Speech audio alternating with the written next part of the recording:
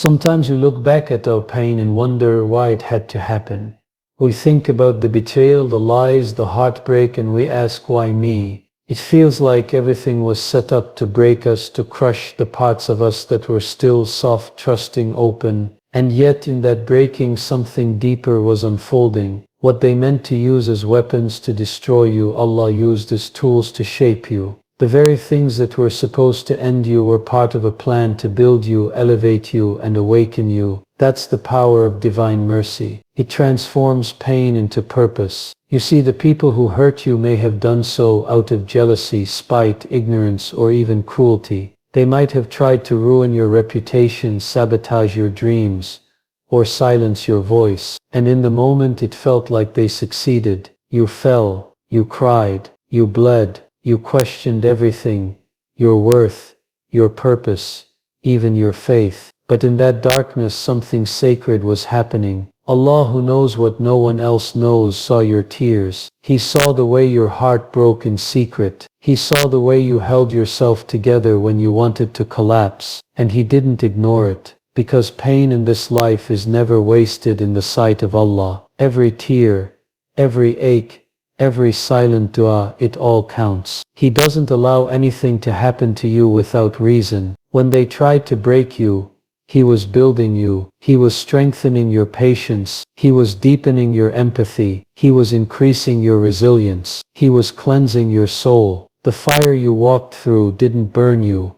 It purified you. It stripped away illusions, false attachments, and shallow identities, so that what remained was raw, real, and ready to be transformed. What hurts you isn't always what harms you, and what breaks you doesn't always destroy you. In fact, some of the most profound growth comes from being broken, because it's only when something cracks that light can enter. Allah in His infinite wisdom knew what had to be removed from your life in order to elevate you. He allowed certain people to leave. He allowed certain doors to close, not because He was punishing you, but because He was protecting you. He saw the things you couldn't. He knew what would break you beyond repair, and what would bend you just enough to make you stronger. So those people who walked away, they weren't meant to stay. That opportunity that slipped through your hands, it wasn't meant to be yours. That plan that fell apart, it was never part of your true path. You see, what they wanted was small compared to what Allah had planned. They wanted to see you fall, but Allah wanted to see you rise. They wanted to embarrass you, but Allah wanted to purify you. They wanted to expose your weakness, but Allah wanted to expose your strength. The world saw you break, but Allah saw you being rebuilt. He used the very storm that was meant to drown you to teach you how to swim. He used your loneliness to pull you closer to Him. He used your heartbreak to remove the idols from your heart, those people or things you thought you couldn't live without. He reminded you, gently and painfully, that no one completes you except Him. No one heals you except Him. No one can define you, limit you, or save you except Him. When you understand this, you stop resenting your pain. You stop wishing it away. Instead, you start searching for the lesson. You start asking, what is Allah trying to teach me here? What door is He opening through this pain? And you begin to see that every moment of hurt was also a moment of spiritual invitation. An invitation to return to Him, to surrender to Him, to trust Him even when the road makes no sense. This is not blind faith, it's courageous faith. The kind that says, even though I don't understand, I still trust. The kind that allows you to weep and worship at the same time. The kind that recognizes that healing is not the absence of pain, but the presence of purpose. That even if they tried to break you, they never had the final say. Only Allah does. And if He allowed the breaking, it's only because He planned the rebuilding. So know your pain was never pointless. It was part of the process, part of the story, part of the transformation. You didn't just survive it, you were sculpted by it. The fire didn't consume you, it refined you. And now when you look back, you may not love what happened, but you can be grateful for what it created in you. A version of yourself that is more aware, more anchored, more in tune with your Creator. Because the person who emerges from divine pain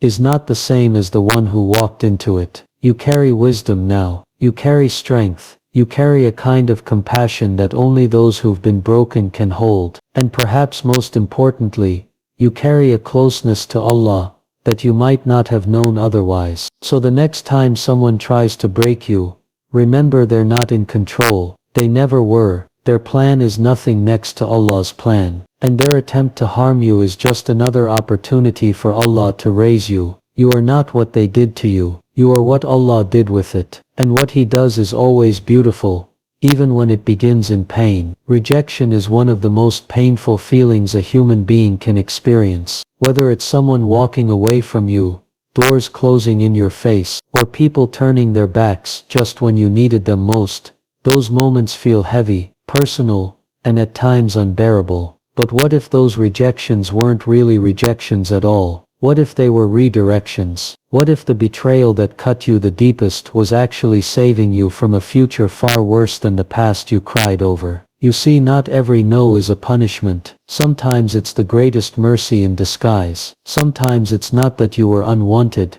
it's that you were being protected. That person you thought was your soulmate, that opportunity you thought would change your life, that place you felt was your home, when it was taken from you, you felt lost. But looking back, you start to realize that the one who controls your path saw what you didn't. He saw what was ahead. He saw what would come with that relationship, that job, that environment. And because He loves you more than you love yourself, He didn't let you settle for what would slowly drain your soul. The betrayal you experienced, the one that made you question your worth, it wasn't about you being unworthy. It was about that situation being unfit for where Allah wants to take you. You were asking for growth, for peace, for elevation, and He knew that staying where you were would stunt you, break you, or bury you. So He removed it. And yes, sometimes He removed it painfully, because your heart was attached, because you were holding on too tightly. But if the pain of separation was deep,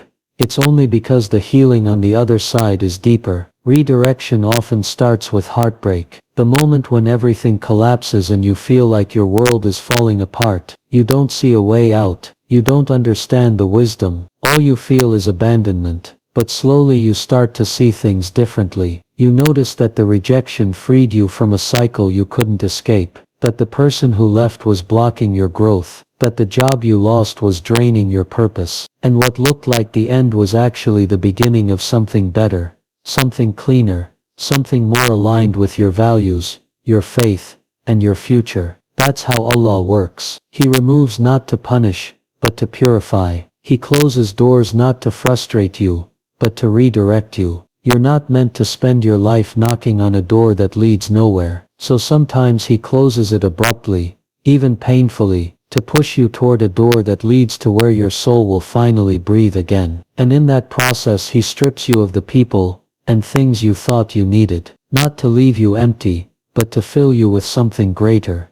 His closeness, His wisdom, His plan. Rejection is one of the ways He speaks. It's one of the ways He reshapes your life when you've been too afraid to make the change yourself. Sometimes you pray for ease, and He answers by removing something heavy you didn't realize was weighing you down. Sometimes you pray for happiness, and He answers by revealing the truth behind the smiles around you. Sometimes you pray for peace, and He answers by tearing apart the foundation you built on shaky ground, so He can build it again, stronger, truer, unshakable. And sometimes the redirection feels like abandonment, because we often equate presence with love, and absence with punishment. But that's not always true. There are people who will be present in your life, but slowly destroy you. And there are times when Allah's greatest love comes in the form of silence. When He removes something or someone from your life, He's not walking away. He's taking the pen and rewriting your story,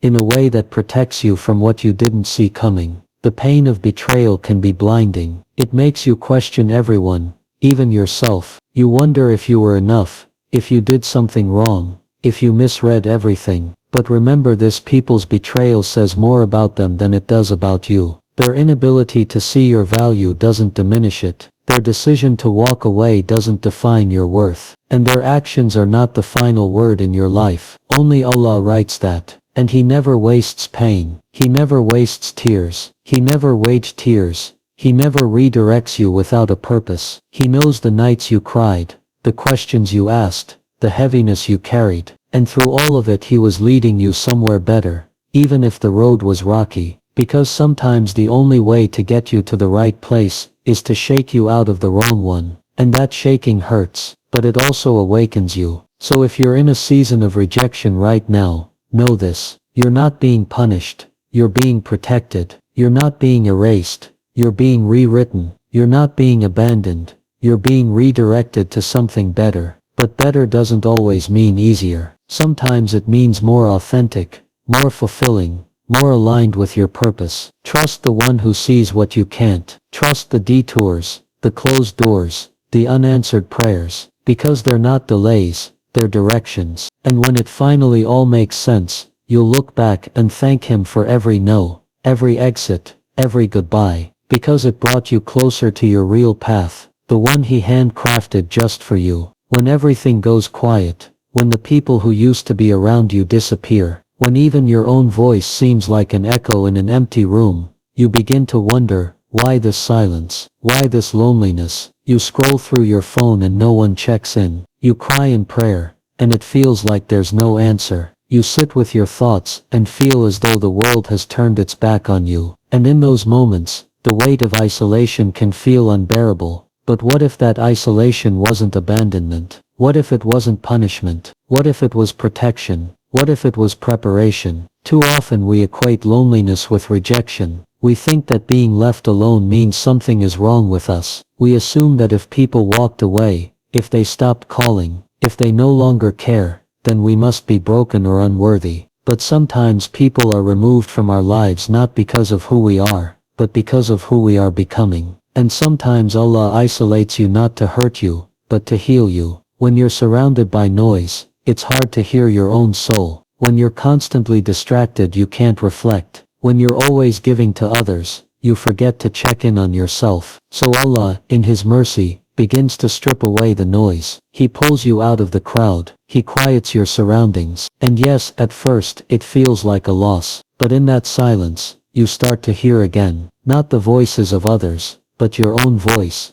and most importantly, His voice. In isolation there are no masks. You're not performing for anyone. You're not explaining yourself to anyone. You're just you with your thoughts, your doubts, your fears, and your wounds. And it's there, in that raw, honest space, that the real transformation begins. It's there that Allah starts to rebuild what the world tried to break. It's there that you rediscover your worth, not based on other people's approval, but based on your connection to your Creator. Think about the most powerful prophets and spiritual leaders. Almost all of them went through seasons of isolation. Musa was alone in the desert. Yusuf was alone in the well and later in prison. Maryam was alone in labor, isolated from her people. Even the Prophet Muhammad, Salam, was isolated in the cave of Hira when the revelation first came to him. That solitude was not a coincidence. It was part of their preparation. Before they could carry their mission, they had to be purified, strengthened and realigned. Alone, because isolation isn't emptiness, it's a sacred space where you reconnect with your soul and your Lord. It's where clarity returns. It's where dependence on others fades,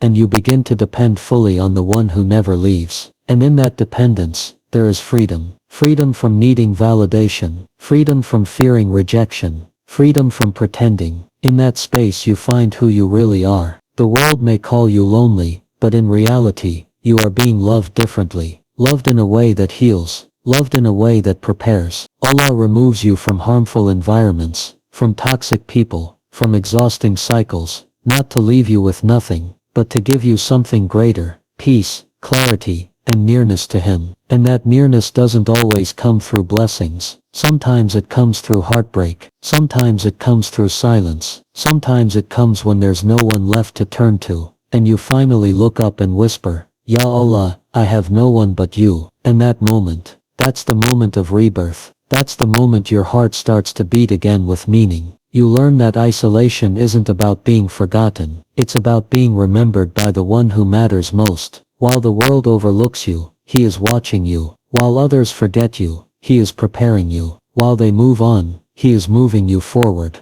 Quietly, gently, purposefully. And though you may not see it now, one day you'll look back and realize that the period you thought would break you actually made you. You'll see how solitude taught you to pray sincerely, how silence taught you to listen deeply, how loneliness taught you to appreciate companionship, and how being stripped of everyone made you finally meet yourself. You'll see how your strength didn't come from people, it came from your patience, how your worth wasn't in what you gave others, but in how you turned to Allah when you had nothing to give. So if you find yourself in a season of silence, don't rush to fill it. Don't panic. Don't think you've been abandoned. You are in a sacred space, a cocoon, a private classroom, where your soul is being realigned. Allah removes you from what you wanted to give you, what you needed. And sometimes what you need is Him, and only Him. Let that space mold you. Let it purify you. Let it draw out the parts of you that were buried under distractions, fears, and false attachments. Let it teach you that your strength isn't in being surrounded. It's in being centered. Centered on faith. Centered on purpose. Centered on the one who never leaves. When the time is right, you'll be reintroduced to the world, but you won't return as the same person. You'll return wiser, calmer, firmer in your faith. You'll walk into rooms, no longer begging to be seen, but ready to serve. Ready to love from a place of fullness, not emptiness. Ready to speak from a heart that has been healed by the hands of its creator. So no. Your isolation isn't a punishment, it's a pause, it's a recalibration, it's a sacred silence filled with divine purpose. You're not being left behind, you're being set apart, not to be forgotten, but to be prepared. And when the world finally sees you again, they'll see someone who survived the quiet, grew in the dark, and came back glowing with the light of Allah's care. There are moments in life when people walk away from you, when doors you were counting on suddenly close, when relationships you invested in crumble without warning, and in those moments, you're left questioning everything. You wonder what you did wrong. You ask why someone could be so quick to forget everything you gave, everything you shared, everything you sacrificed. It feels like a deep betrayal, like something was ripped from your heart without mercy. But here's the truth that brings healing. What was taken was never truly yours, and what's truly yours, no one can take away. So often we build our identities around things that were never meant to complete us. We attach ourselves to people, careers, plans and dreams, thinking that if we just hold on tightly enough, they'll never leave. We tell ourselves that we need them, that we can't live without them, that life would be meaningless without their presence. And then when they're gone, it feels like the world has ended. But sometimes it takes losing what you thought you couldn't live without to realize the only one you truly need is the one who never leaves. When someone is taken from your life, whether by betrayal, by distance, or by death, it's painful. It's human to grieve, to feel loss, to question why. But part of spiritual maturity is learning to recognize the mercy within the loss. Because when Allah takes something away, it's never out of cruelty, it's out of divine wisdom. He knows what you don't. He sees the unseen, and He knows when something you thought was good for you is actually holding you back from what is best. The person who broke your heart wasn't meant to be your foundation. The job that rejected you wasn't your only chance. The friend who left you in silence wasn't your true support. These things felt like they were yours, but they weren't. They were temporary gifts, lessons, signs, meant to shape you, teach you, and move you towards something greater. They were never the source of your worth or your purpose. They were never your destination. They were the road, not the home. And that's the key. Your true home is with the one who created you. The only relationship that never ends, never betrays, never abandons, is your relationship with Allah. Everything else in life is a gift, not a guarantee. People come and go, money flows in and out, status rises and falls, but your connection to Allah, that's what grounds you. That's what remains when everything else disappears. That's what brings you peace when your heart is aching. When you understand this, you stop chasing people who left. You stop mourning what was never meant to stay. You stop blaming yourself for the choices others made. You start trusting the process. You start seeing loss, not as punishment, but as purification. You realize that Allah removes what distracts you, so He can give you what fulfills you. And sometimes what He gives doesn't look like what you expected, but it's exactly what your soul needed. You may think, but I loved that person, I needed that job, I built my life around that dream. And Allah knows that. He sees your heart, He honors your sincerity. but he also knows what's best for your future. He knows that sometimes you're holding on to something that would destroy you if it stayed. So he removes it, gently, painfully, completely, not to hurt you, but to heal you. There's a verse that brings deep comfort. Perhaps you dislike something, and it is good for you, and perhaps you love something, and it is bad for you, and Allah knows why you know not. That's not just a reminder, it's a reality. You don't see the full picture. You don't know what Allah is protecting you from. You don't see the alternative future that He's guiding you toward, but He does. And when you trust that, even your heartbreak becomes sacred. Even your tears become part of your transformation. What's meant for you won't miss you, and what misses you was never meant to stay. This isn't just a nice quote, it's a spiritual truth. It means you can let go with grace. You can surrender without despair. You can walk away without hatred, because you know that what is yours, what is written for you by Allah, will come. Not a moment too early, not a second too late. It will arrive exactly when your heart is ready to receive it. So if you're holding on to the memory of someone who left, release them, not with bitterness, but with peace. If you're clinging to a door that's been shut, turn around. There's a better one waiting. If you're stuck in regret over what could have been, remind yourself, Allah doesn't close a chapter unless He's preparing to write a better one. You're not losing, you're being redirected.